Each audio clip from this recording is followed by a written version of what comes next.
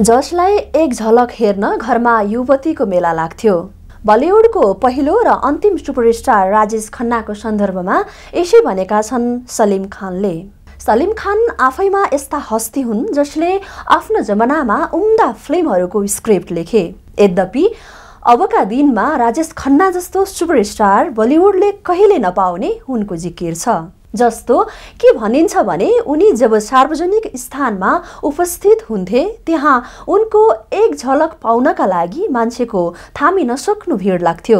भिड पनि कस्तो भने प्रहरीलाई त्यसको व्यवस्थापन गर्नै कठिन हुने। उनको घरमा प्रशंसकले पठाएका पत्रको चाङ हुन्थ्यो।